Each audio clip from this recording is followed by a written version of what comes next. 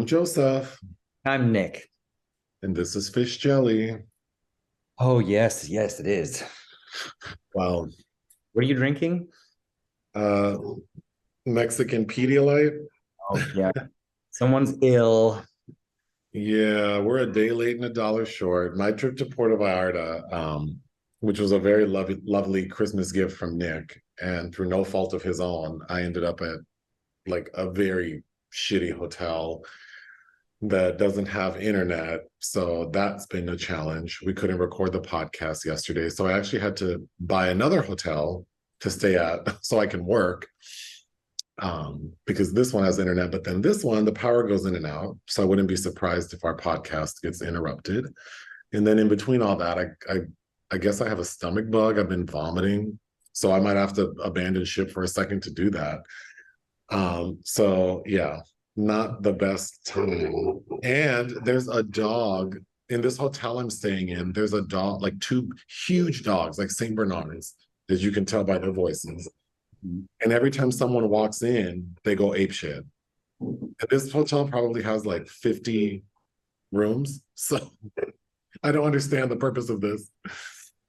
Um, Well, it's like so a screwball comedy just somewhere in there, huh?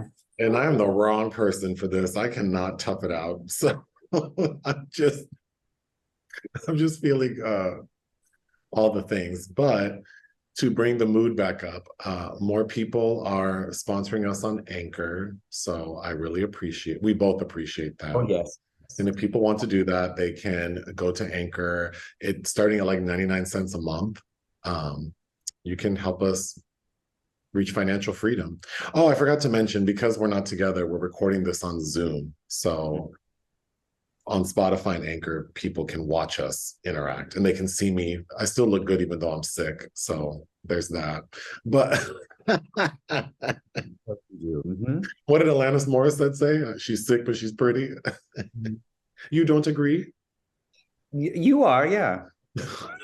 Oh, look, 15 years ago, it would have been a different answer. Now it's delayed, forced yes. No, it would have been the same answer, please. Anyhow. I'm not good at giving myself compliments, so I think I'm always taken aback by it. Oh, so that's shade, but okay. Uh-huh. But no, of Kind course. of remarkable how people can compliment themselves. I don't do it, but go off. But how have you been with me not being there? Missing you, but good. Yeah, right. Well, I've been busy because I'm covering Sundance remotely, and you know, every time I've done a film festival in this fashion makes me not want to do it because living life in between watching films with a certain time window is driving me crazy. So, Well, because when you're there, everything is, the majority of your time is spent on watching screenings, and now you have to balance all the other things. this is true. Because you do have to get to these screenings at a certain time in the festival, but then you have nothing else blocking you. So, Right. But so and so what you reliably make a schedule. and there's no pausing, just film watching, and you're devoted to the art instead of my cat screaming at me or you know my mom calling. How's the cat? Fine, ornery, Does she have food and water? or she does. Mhm. Okay, just checking. Um, I just wanted to mention a couple of things I learned during my first few days here. One is that I was stuck in the house in the hotel room, and the only channel that is in English is HGTV. So I've been watching a bunch of like House Hunters and something called Room Crashers. And if you don't know what it is, look it up. It's this guy, I believe his name is Todd Davis. He's a very hunky, like surfer type dude who was on a HGTV reality competition show, like I guess like 20 years ago. And he didn't even win. He was like a finalist, but based on his appearance, I can see why they grabbed him for his own show.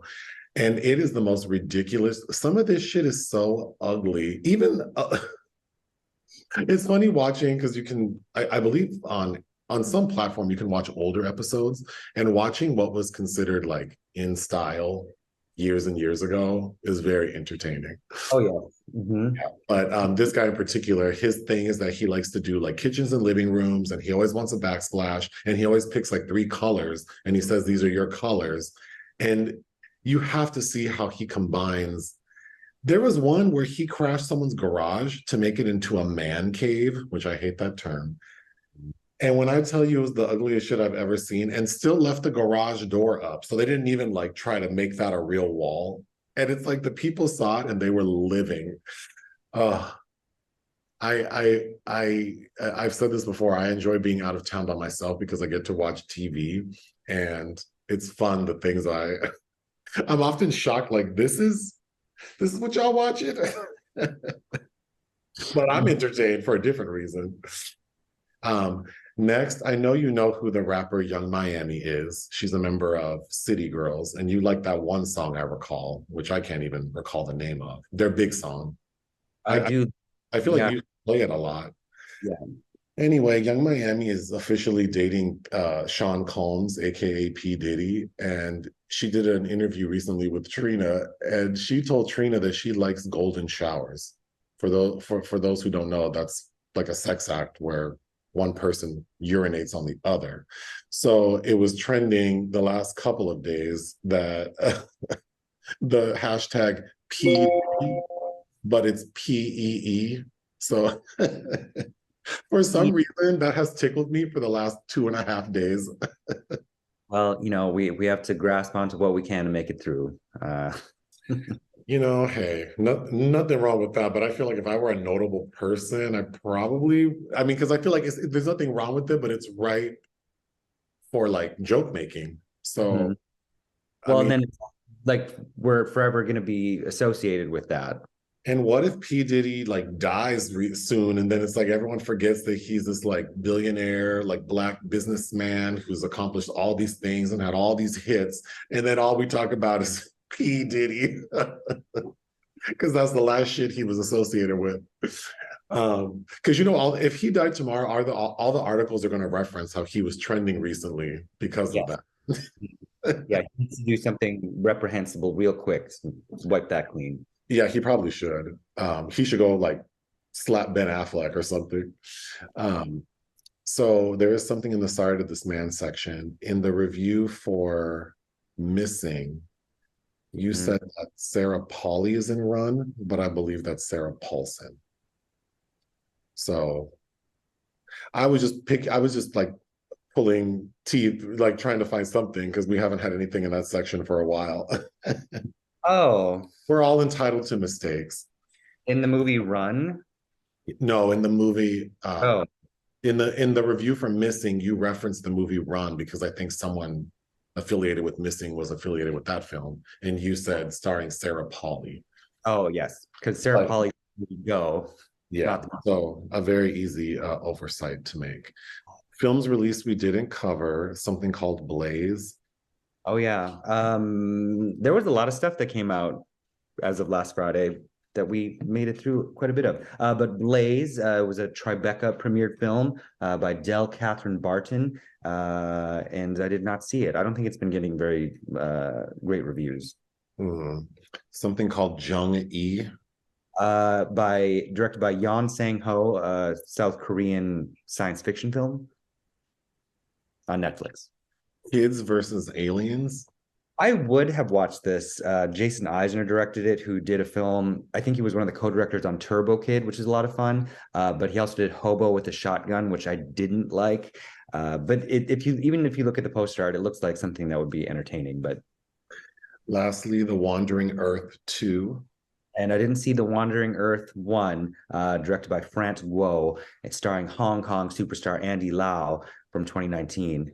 So they're reuniting for this, but it opened just in time for the Lunar New Year for Chinese. Movies you watched for fun, something called Absolution 1978. Well, that's a note to myself because it's called Absolution, but... Oh. Well, I don't know why you send me your full notes. I don't know.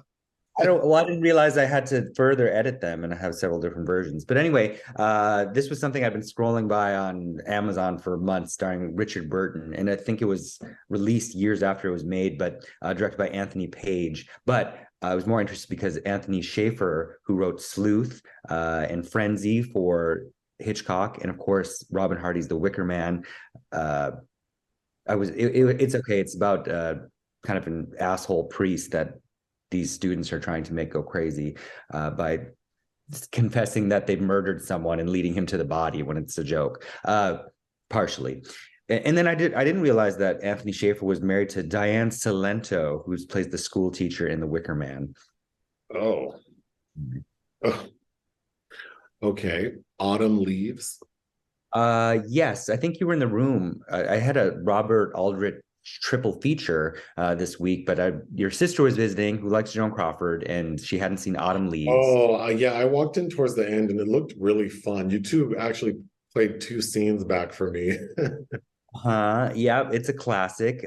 Cliff Robertson being probably as young and handsome as he was very briefly before he started doing things to his hair and skin. But yeah, that's a very entertaining film. Next, The Killing of Sister George. So I know you watched this in relation to something you're writing. I don't know if you want to talk about what you're writing. No, I for a podcast that I was a guest on. Oh, you know what? I'm so sorry. I'm thinking of a different movie. Sorry. Yes, you watched The Killing of Sister George, related to a podcast that we already talked about because I said that I did my episode. But you came up with some very good options pretty quickly. I think that you should talk about why you chose this as a bad game movie, because it's not a bad movie. Because it has the reputation of being a bad gay movie, and I like recuperation, because it's featured heavily in The Celluloid Closet, which is kind of a Bible I refer to for all of these films with queer representation, prior to when it was even legal to show it. And I think it's a film that people don't talk about or reference, but it came out just prior to something like Boys in the Band, and how we kind of, as gay men, have a reverence for that. But there's not really, I feel like there's so few lesbian representations, especially from this period, and it's doing some fascinating things. Albeit, well, we shouldn't talk too much about it to entice people to listen to your episode. I didn't hear you recording, so I'm excited to hear what you have to say, because I also watched the movie. Yeah, so that's all about that. It's a lot of fun. I'm not going to defend it as like this great film, but it's doing a lot of really interesting things. And the lead star, Beryl Reid, I think is quite good. I'm in my brain haze. Did I mention Peace, Love, and Misunderstanding last week? To me, you did, yeah. Oh, okay. So I did write it down. So I watched Peace, Love, and Misunderstanding, which is a film from 2011, which is unbelievable to me because it feels like it's more than 20 years old, but it has this amazing cast. Mm-hmm. Jane Fonda, the lady, WandaVision lady, Olsen. The guy who the two brothers look alike. Nat or Wolf? Nat Wolf. So many people. I'm sure you could name more than I did, and you haven't watched it recently. But I was surprised at how much or how bad I thought it was, because the person who directed something pretty notable, right? Bob, what's his face? Or wrote something very notable, and that's why I decided to watch it. The movie. Is it Bruce Beresford? Bruce Beresford is the director, yeah. Mm-hmm. Yeah, he's notable from the 80s. I think he did. Oh, Driving Miss Daisy. That's what I was thinking. I wanted to watch it because I saw he had directed Driving Miss Daisy. So I was curious. And this shit, I mean, Driving Miss Daisy is kind of hokey and problematic sometimes, but it's worth a watch. It's terrible, but it's really fun to see the dialogue, just how all the characters are acting, you would think that someone who's never made a movie before did it, and they know how to shoot things looking nice and shiny, and that's it. Oh, Um, and he didn't do Postman Always Rings twice, but I think he's from Australia, and Breaker Morant and Mr. Johnson are both on the Criterion Collection, so he had notable things in his youth. oh, but moving on, you saw The Frisco Kid. Oh, and Crimes of the Heart he did, which is a lot of fun with Jessica Lange, Diane Keaton, and Sissy Spacek as sisters. I recommend. Anyway, what was next? The Frisco Kid. The third Robert Aldrich feature, his penultimate film with Harrison Ford and Gene Wilder, set in 1850 Poland, about Gene Wilder, who's the stupidest student in rabbi school, and he gets sent to San Francisco and has, I guess, an adventure on the way there, but that wasn't very good. Well, the movie suffers from like dated and offensive comedy because it revolves around this idea that Polish people aren't very smart, which is like so delayed and tired. And I know this was, when is The Frisco Kid? 1977? 79. So I mean, obviously people were accepting of that kind of humor, but watching it, I mean, it was, I didn't sit through it because it was just like, I can't listen to this shit. Like, it's not even funny. It's not funny. And Gene Wilder is a very funny person, but he has no chemistry with Harrison Ford. The accent work is not good, but it's, I don't know. I didn't enjoy it. Next, Fast Walking. After watching Butcher Baker Nightmare Maker, there are several Susan Tyrrell films I haven't watched, and this was one of them, directed by James B. Harris from the early 80s, starring James Woods, who I don't really care for. But James B. Harris did a movie that I think is really good from 88 or so, also starring James Woods, called Cop, which I highly recommend. But yeah, I saw you watching it. Yeah, so Fast Walking is okay. It's basically about kind of a race war happening inside a prison. And Susan Tyrrell has a small part as James Woods' cousin / brothel madam that she runs out of a convenience store. Okay. So if you like her, she's not in it that much, but it's worth watching for her. But it also felt very dated. The Wounded Man. They had a special engagement of this at the Los Feliz 3 that I went to last week, Patrice Chéreau film from 1983. I hadn't heard, I'm very familiar with that director, but I hadn't heard of this film. And it stars Jean-Hugh Anglade, who you know from Betty Blue. He's very handsome, right? And it's a coming of age story, kind of, about this guy that discovers that his sexuality, but takes place primarily at this train station and it's, you know, right as, I think it's shot right as AIDS was hitting, the pandemic was hitting. So it doesn't take into account any of that, but it is wildly sexual and kind of shocking and depraved, and it ends in a very dark way. It was very I'm sure it resonated with you. Yes, very much so. So that was a treat that I stumbled into. Yeah. Next, The Burning. I hate this movie. I've seen it before, but you put it on randomly. What is this? What's The Burning? Which is like a Friday the 13th ripoff, where the killer's using those shears to kill everybody. Oh, this shit was so dumb. It was like a young Holly Hunter who maybe gets one line, Jason Alexander, Fisher Stevens. The only cool part is like seeing those people young for like 5 minutes, and then the novelty's done. The basic story is so dumb, like how the killer, or it's just like there's no lore to it. They weren't even trying. I don't know, but this shit was hard to sit through. No, but I didn't realize Harvey Weinstein had a story credit on that film. Of course he did. Something called Barrier. The Jerzy Skolimowski retrospective at that same theater. I tried to make it as many as I could, but it's a 1966 feature by Skolimowski. It's right before he kind of broke out with Departure, because he won Berlin for that film. It's about a college student that thinks he deserves more than what he's allotted, and it felt like somebody's first or second feature for sure. And I really like Skolimowski, but it was just okay. Something called Hands Up. And that's the last Skolimowski film I saw, it's the film he was making that was seized by the Polish authorities in 1967, and why he left Poland for many years to work in France and the UK, etc. And he returned to it in 1981. So it's an odd film that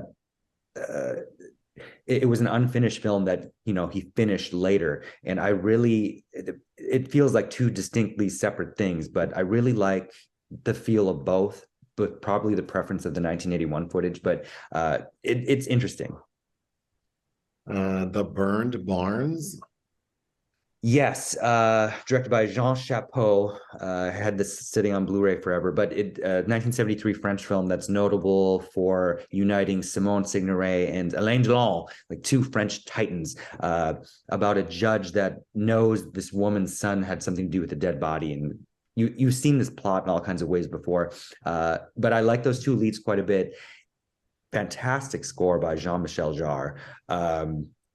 Which I've actually been listening to on Apple. And I think it was his second studio album. He was really big in the 90s for a song called Oxygen, which if you played it, you would know it. I didn't know that he was married to Charlotte Rampling for 20 years and had a kid with her. And of course, he's the son of Maurice Jarre, a very notable film composer who's done a lot of things, like Gorillas in the Mist and Year of Living Dangerously, of course. Oh, with Segovia Weaver. All Quiet on the Western Front. One of last year's notable films that I read the book in October, and I finally got around to watching that while you were gone. It's heavy. It's 2.5 hours, and the director Edward Berger is expanding it, because the book is a first-person narrative of recollections and memories, and they expand it to kind of like what's going on behind the scenes between the French and the Germans, which I don't know that I necessarily needed, but the battle sequences, it's very impressively shot. It's brutal. The Driver. I fucking love The Driver. Minnie Driver? Not Minnie Driver. Adam Driver. Nope. The Driver. What's that song? Chauffeur. Oh yeah, I forgot who sings that song. I used to listen to Duran? Is it Duran? No, they have a Chauffeur song with a really great music video. That's what I'm thinking of. But now that you're saying it, there's a group with like a woman's vocals saying chauffeur. Yeah. A line about how she's late with her appointment with Joan. The Driver. It's not Twilight Time, which is now defunct, released it, and they all had limited Blu-ray editions. So if you didn't buy the capacity, they're very so I think the Twilight Time Blu-ray is a couple $100 probably, but it's Walter Hill's. Have you made that list of movies I can sell when you die? No, and I actually don't have the Twilight Time copy of this disc. I have a bootleg, but somebody like Criterion needs to. I've been sitting on it forever because I don't know. I like Walter Hill a lot, and it's his sophomore film from 1978, starring Ryan O'Neal, Isabella Gianni, who she's on my back too, and Bruce Dern. And it's the film Nicholas Winding Refn was highly referencing with his film Drive, which I also loved with Ryan Gosling. But there are two car chase sequences in this that had me anxious, and I never nothing of that ilk really kind of gets me going anymore, but it looks so good. Isabella Gianni is gorgeous. She doesn't really have as much to do, but I don't know, that I love that film as a vibe. I'll show it to you. Well, moving on to projects of interest, something from Dans le Vicieux. Dans le Vicieux is probably more closer to the pronunciation that I'm also butchering, but yes, Isabelle Huppert is now filming right now a new film with André Téchiné, who she hasn't worked with since 1979 when she was in the Bronte Sisters with Isabella Gianni. That's exciting. I think so. So next, I was reading about this before you sent it. Antoine Fuqua is going to helm the Michael Jackson biopic. Yeah, and I'm worried. I have concerns. Oh, this is going to be a train wreck. Well, based on Emancipation, I feel like I can't imagine he's going to make Michael Jackson seem like this very like I feel like the child molestation stuff may not go where maybe people might want it to go, but yeah, just the only movie I've liked of his, I think, is Training Day. Yeah, yeah.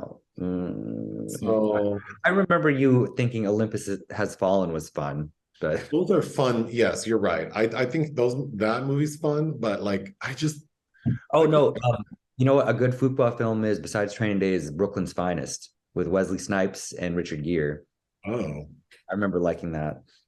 Well, I shouldn't cast aspersions on Antoine Fuqua just yet, but I I don't know that we've had a string of biopics with Urethria and Nippy, and Mhm. I just don't want it to end up being. I mean, who has a bigger career? Well, his career doesn't. I mean, his career spans as long as Aretha's, and his popularity is unmatched. So I don't know how a 2.5 hour movie, just like all these other 2.5 hour biopics. And then didn't he do Bohemian? Who did the person who wrote Bohemian Rhapsody is going to write this? Oh, okay, sure. Right? I didn't. The script is in by John Logan, and the film will be produced by Graham King, who turned the Freddie Mercury Queen story into the blockbuster Wow. Bohemian Rhapsody. That Bohemian Rhapsody is not a good film.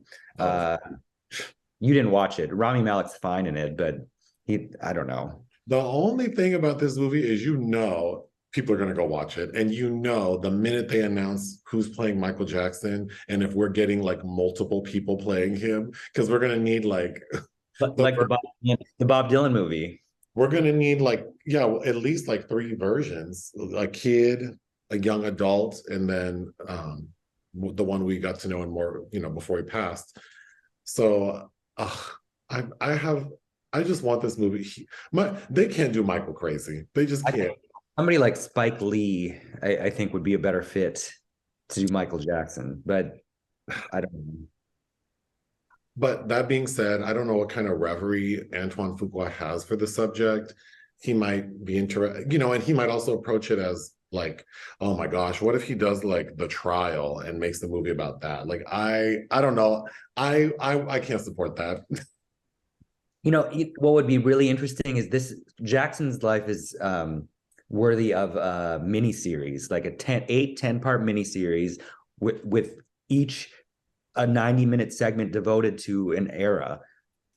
You could do that.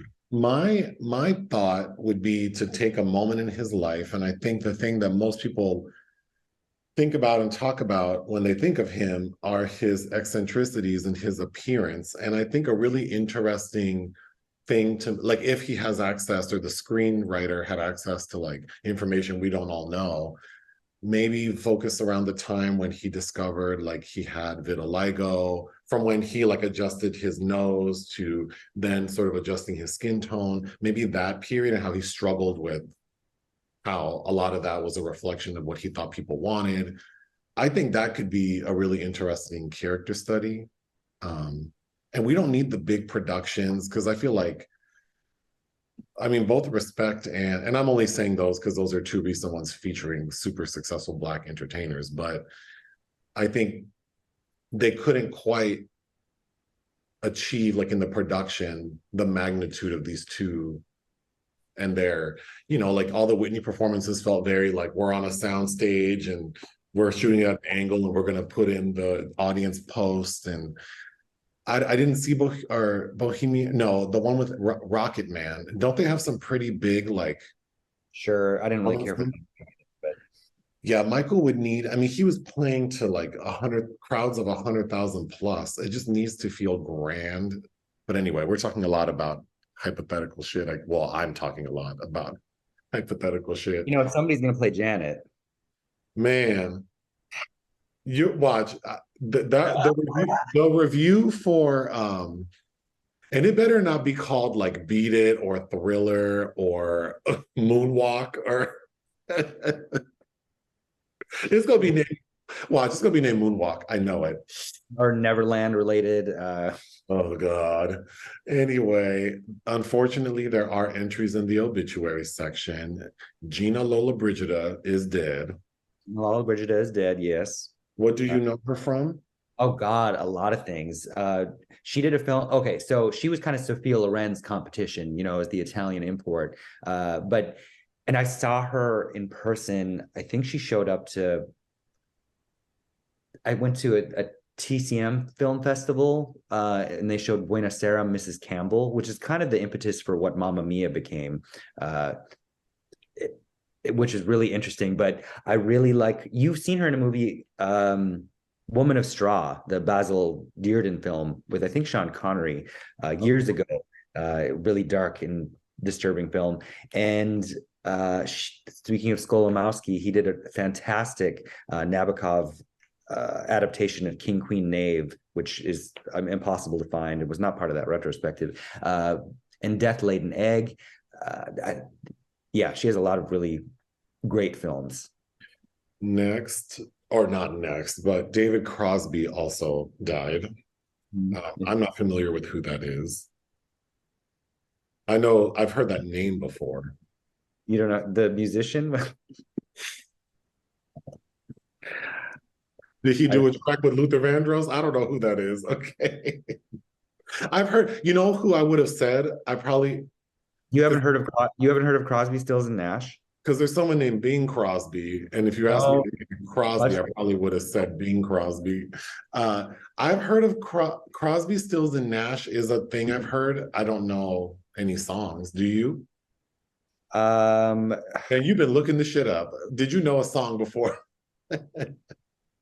If you played something, I would know it, but that's fair, because I'm assuming your parents didn't listen to Crosby, Stills, and Nash. I think my mom might have, but he was also part of the Byrds, which was a band I liked. They have what's the name of that song? It's on the Forrest Gump soundtrack. That every season turn song. But anyway, yeah, he's royalty in the world he's in, so it was a big deal to a lot of people. Well, goodbye to this person. He's also in his 80s. And also what? In his 80s.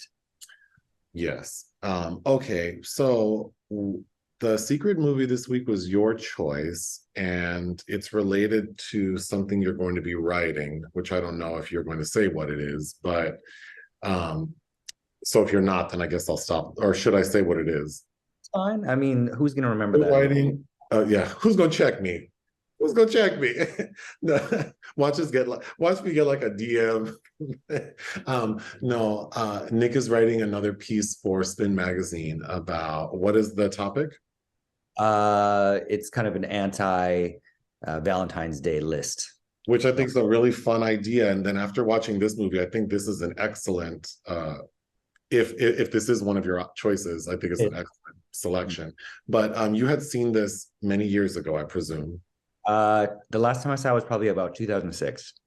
I know who Lars von Trier is. My immediate thought of him is that he makes like hypersexual, like controversial type films.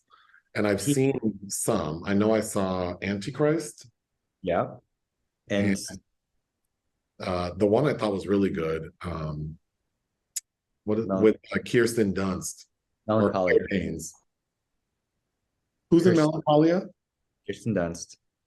She's the lady who's married to the guy from the movie with Cumberbatch, who's gay. And he's like a farmer, and he's like he's hooking up with the young guy. And the young guy goes to medical school. It was like I think Dog is in the title. Wait, you're not talking about a Lars von Trier film? No, I'm saying Kirsten Dunst is married to the man in that movie. Oh, Power of the Dog. Yes. Who's that man in that movie? Jesse Plemons. Who we saw in that movie about the Native American spirit that was pretty good until it wasn't. Antlers. Yes. I'd recommend that movie. But anyway, I didn't even introduce the movie. So Nick's selection was the 1996 psychological drama directed by Lars von Trier called Breaking the Waves. It stars Emily Watson in her feature film acting debut and Stellan Skarsgård. Wait, was that her? I didn't know that. Was that her debut? I don't know who that lady is, except for now this movie. What have I seen her in? Not her debut, Jesus. It's not her feature film debut? I'm pretty sure not. Oh, well, don't talk to me. Talk to user 32978 who entered it on Wikipedia. No, I'll be shocked. Anyway, So, you saw her in Chernobyl, that series. I don't know. I really liked her in this movie. I kind of found her like strangely cute. She is cute. But yeah. Um, the basic story, it's set in the 19, it was hard to tell the year, but I would say it's like the 70s, maybe. Yeah, that is her debut. Wow, she only did a TV series before that. Wow, I did not know that. The movie's long. It's 158 minutes. I just have to put that out there. But anyway, it's like in the 1970s and it's in Scotland, I believe. Yep. Okay. So Emily Watson plays this lady who lives in this very religious, with her very religious family, like mom, dad, and sister. And they're like hyper religious. And Emily Watson's character is a special bird. We know that she's had some mental health issues previously. At times, I think they're trying to make her seem simple. I didn't read her as being so simple. She just seemed naive. But yeah. Anyway, she bumps into Stellan Skarsgård one day. He plays a rig worker, like the people who work like offshore drilling oil. And they get married like immediately, like within the first 15 minutes of this long ass movie. And basically, she comes to her sexual awakening. She was obviously a virgin before, based on her family's religious beliefs. She was a virgin when she met him. He was not, clearly, because he's putting it on her. And this movie is the definition of being dickmatized. She is like looking at him like I need it. So she is she is craving him physically, and it seems emotionally too. And he's on this rig for like long periods of time, and one of his coworkers gets to come back early because he like sprained his wrist. So this bitch goes to church and gets on her knees and prays to God for him to be injured so he can bring his ass back home. And God listened and cleaned his clock. Like traumatic brain injury. He's like paralyzed from the neck down.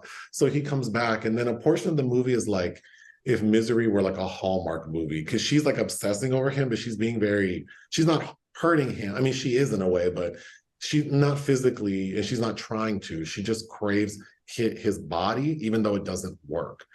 So he obviously gets frustrated and tells her, listen, it would bring me great joy if you go out here and have sex with other men and then tell me about it, because I can't use my own body and I'm getting really frustrated with you always picking and poking at me. So she starts her little escapades, which initially amount to hand jobs. But he tells her that shit is boring. Like, I need to hear about intercourse. So she does. It doesn't help. So she thinks she needs to get extreme with it, and she ends up going to like a shipyard, which she had been to previously, and the men there, including Udo Kier, are very violent with her. And so she thinks that if she like gives like an even bigger sacrifice, like maybe allow herself, like I don't know what she was thinking, but what ends up happening to her is she gets gang raped, and the result of that is that she dies. Unfortunately or fortunately, like her prayers were answered, because while that's happening, Stellan, because he keeps getting surgeries to try to help him not be paralyzed, and the final one works. So I guess her prayers were answered, but now she's dead. And the final scene is him, because the church is being really disrespectful about her body because they say she's a sinner. So they're trying to bury her in like the raggedy part of the cemetery. So Stellan's like, nah. He gets his homeboys to fill like sandbags and tricks these fools into burying sandbags, thinking it's her. And then he takes her body out to the ocean and drops it. I actually thought this movie was excellent. I thought it's very dark. And I mean, it's not just, I'm used to shit like this now from you, so it's not disturbing, but it is you know, if you're not accustomed to watching stories like this, it is kind of shocking. But I think it felt sweet in many parts, and I think her love for him, and then I think what made me emotional was more him trying to do this final gesture for her, because it made me think that he really did. I wasn't unclear that he loved her throughout, but I think it was like, well, he only knew her for a little bit, and it was hot and heavy, and then he gets hemmed up. But I felt like he really did cherish her. So him going to the trouble and potentially getting in trouble for taking her body and dumping it in the ocean was very sweet. And then the significance of the bells ringing at the end, like that's her. Because the church wouldn't ring the bells for her because she's, I guess, a tramp. There were a lot of scenes that were hard to watch. No, the church doesn't ring bells at all. Oh, that's right. The church doesn't have bells, but she wanted to hear bells, so he got bells for her. Um, my first note is Ed Harris is in this movie, and you said he's not. But who's that man who looks like Ed Harris? I know, but somebody flashed on screen and he said, "Oh, that's what's his name?" Like that's not Ed Harris. Like I already the man looks like him, but it's not at all. But yeah, the film about religious expiation kind of. It's very like Nathaniel Hawthorne's Scarlet Letter, which I like. Very Sure. Graham Greene's The End of the Affair, and even a little bit of Romeo and Juliet. It's a dark tragedy. She gives Emily Watson gives a very good performance. Yeah. I like Stellan too. I thought he fit the role well. He was a little too clean for me to be a rig. Where his hands and feet were quite nice. I was a little shocked. And But if you remember, his son is the one marrying Kirsten Dunst in Melancholia. oh yeah. Oh, that's right. So Lars likes the Skarsgårds. Has the other brother been in a Lars von Trier movie? I'm not sure. I'd have to double check that. I'm just gonna go through my notes. When Stellan asked Emily like about her being a virgin and how did she do it? Like how did she manage to do this? She says that she stayed a virgin because she was waiting for him, and that man laughs in her face. I thought that was so funny. He's not being mean. He's just like, oh, you're serious? Like you really believe in this? She's well, and she does this very endearing thing of when she's when she's praying, she talks to herself, but also in the voice of like God speaking to her. She has to do both parts, which I find kind of sweet. It's cute. It doesn't read as like it doesn't feel crazy or over the top. She just seems like a very sweet lady. Well, you laugh when she's on the cliff screaming for him to come home because she's frustrated. Oh, well, that's my next note is that the first time he leaves and he gets on this like helicopter, she runs up to the helicopter and opens the door as it is lifted off the ground. And she seems, it's, you could, I mean, I did laugh at it, but looking back, it's like, I'm sure we can all relate to having very strong feelings for someone. And even though they don't manifest in that way, for someone like her who had never had sex before, who hadn't probably been treated kindly by a man, who wasn't allowed to entertain men, Or her shitty parents. with this like suffocating environment, it's really. Can you hear my Slack messages? Oh wow. Oh, are they on my screen? Oh God. Yeah. The only bit of kindness is her sister-in-law from her dead brother, played by Catherine Cartledge, who sadly died over 20 years ago now, and she was that woman's a fantastic actor as well. It always makes me sad going back and seeing her. But if you haven't seen Dancer in the Dark, with the one where the Lars von Trier film with Bjork going blind. Oh no. Some critic, I forget who, I should look, when For Colored Girls came out, Tyler Perry's, they said Lars von Trier didn't make a movie this year, so Tyler Perry stepped in to torture women. Oh God. Well, I was very surprised that he could get I'm trying to pause my Slack messages. I was very surprised that Stellan could get phone calls, like landline phone calls on this oil rig. But anyway, he's able to do that. So he's waiting, or Emily is waiting for his phone call, and she's trying to call him, and she falls asleep in a phone booth. She was really committed to talking to her man. She was. It's sweet.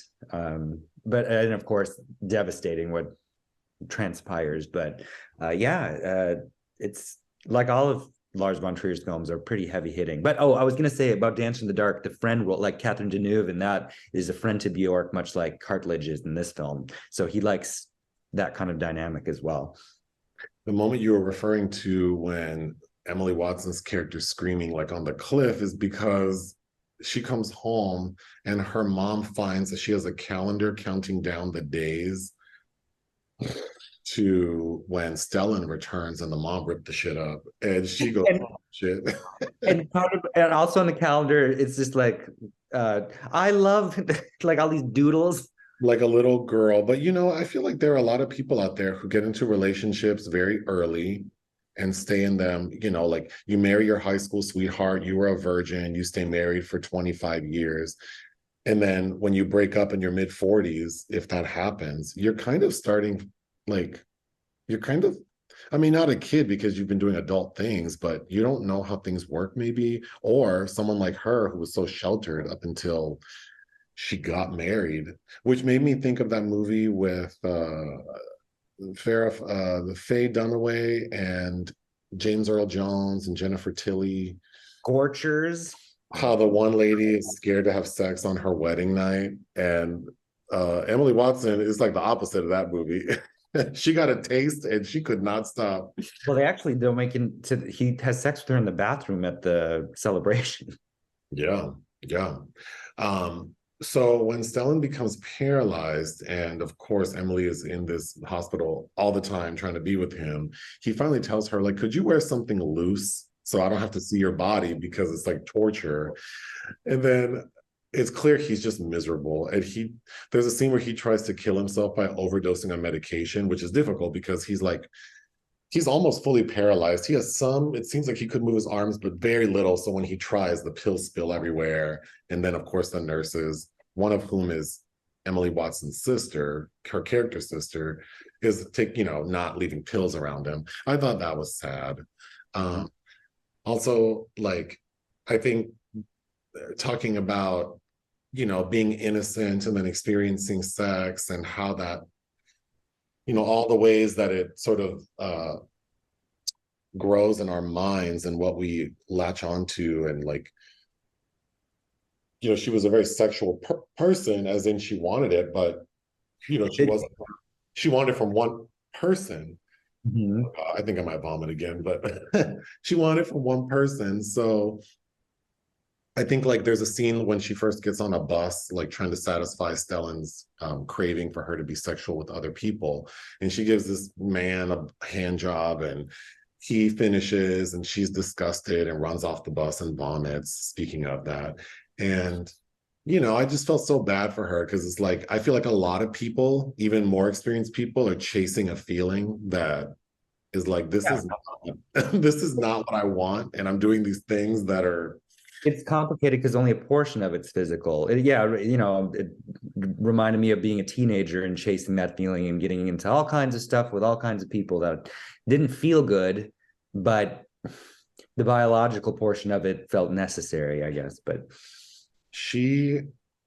so then when she starts becoming more like she needs penetrative sex, she starts dressing up like I guess you could say like a streetwalker. And she looks crazy as hell. But I thought it was funny that she thinks an updo is sexy. Like when she starts street walking, she has this, I mean, it's a fine enough updo, but it's like, girl, that is not, I don't know how people in Scotland were doing back then, but that is not cute. it's funny. I've never watched it, but I had the VHS of a film she did right after this called Metroland with Christian Bale, where she kind of is styled in a similar way, but yeah. So Udo Kier is in it as one of like the rapists on the sailor ship. And I thought that was funny because he has this sort of sinister vibe to him. He's in a lot of Lars von Trier's things as well, including the Kingdom series and Nymphomaniac, etc. So then Emily Watson's character tries to be sexual with Stellan's doctor. And the one thing I was confused about in the story is I don't understand why the doctor seemed interested in her, because he ultimately tells her he's in love with her. And I don't know if like pickings were slim, but it's like, this lady has a history of like severe mental health issues, which is not like doesn't mean she can't have love, but it's like she has that going on. Then she has a husband who's paralyzed in my hospital who I'm taking care of, and she's a nymphomaniac. Like I was so confused why he still tried to like have like dates with her, thinking that they weren't going to end in her trying to have sex with him. No, and they do end poor. Well, the one ends poorly where she just gets naked on the bed Yeah, and he's like, "You need to get up and put your clothes and on." gets upset. So then when Stellan realizes Emily's not going to like let go, he has her committed. Mhm. Of course, she freaks out. And then probably the saddest scene in the movie is like she's leaving the hospital and these like adolescent boys and a girl, I believe, are bullying her, like calling her a tramp or something and throwing rocks at her. And they follow her all the way to the church, throwing rocks at her. And then she gets to the church He leaves her laying on the ground. Yeah. and the pastor doesn't even like, he sees her there and he doesn't even let her inside. And then he looks at her like once over or twice over and then just leaves her there and leaves with the kids. Like, you guys weren't doing anything you shouldn't have been doing. So, you know, I think it's an emotional ride more so than well, I don't know. I thought Melancholia, from what I recall. I thought Antichrist was more shock value than anything. Oh yeah, it's super ridiculous, but again, fun. I was pretty emotional watching it because I could relate to a lot of things. And I think it's a really, for being so sexual, it's not super graphic. I mean, you do see her naked, but she's just laying there. We do see Stellan's penis, but he's not erect. It's not, I thought it was kind of sweet about this tragic love story, really. Yeah. Yeah, I agree. And you know, we're so upset when I told you the running time ahead of time. It is long, and I don't like watching long movies. So, but I mean, this was worth, well, oh, we didn't mention the movie's broken up into chapters. I think there are like 8 chapters, and each chapter is punctuated with like a classic rock song of some sort, which I thought, yeah. No, but I really like. I mean, was it "Child in Time" by Deep Purple? I really like that song. But yeah, that there's nice. Those are the only real moments of any kind of levity we get. It's just in those very small moments. But I did like that. I thought this was, I mean, this would be a movie I would give a 4.5 to, maybe. Like, I can't say it's a 5 just because I did have a question about something that felt kind of odd to me. But yeah, I mean, it's a really fresh, for the time, you know, I like when the 90s were filled with rom-coms or erotic thrillers, and then you have this thing, which is kind of a combination of the two, and it's told in such a unique way, and it has highs and lows, and it's like I was emotional, but it wasn't devastating, and somehow in the end I was happy for both of them. Like, I'm glad that Stellan can walk and maybe move on with his life, and I'm glad that she's at peace. Like, because even if she stayed, her life would have been hard, even if she didn't die. Like, Well, living there, it's like you just need to get away. But of course, Emily, I can't believe I didn't know this was her debut. But wow, what would you yeah, give? 4.5. Yeah. Oscar nomination, of course. It won, I think, the Grand Jury Prize at Cannes that year. Although Lars had been making movies for over a decade, this was the major breakthrough for him, you know, on the world stage. But yeah, no, it's an impressive film. But again, I needed a reason to kind of go back to it because I do highly recommend it. But it's not something like all of his films you just pop in and are kind of like casually watching. But No. Well, you know, I'm sick and I did try my best. I'm sure I sound a little flat, although no more confused than I usually am. So this week we have 2 more reviews. Well, hopefully this podcast can go up on Monday.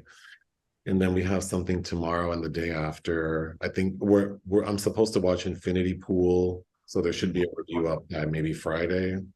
and you people will be covering as well. Okay, so there's a lot to do. I hope I start to feel better. You want to see that? Kenya Barris, Nia Long, Eddie Murphy. Yeah, for sure. Um, And I have a ton of things to watch because Sundance is going on right now. And we didn't even talk. Berlin announced finally their full program, the competition films. So that's very exciting to me, and I can't wait. But we can talk about that next time. Maybe you could make a video of your like most anticipated things to see in Berlin. Sure. Because that would be a short little video. Would it? Oh God, I guess not. Do you want to say anything else?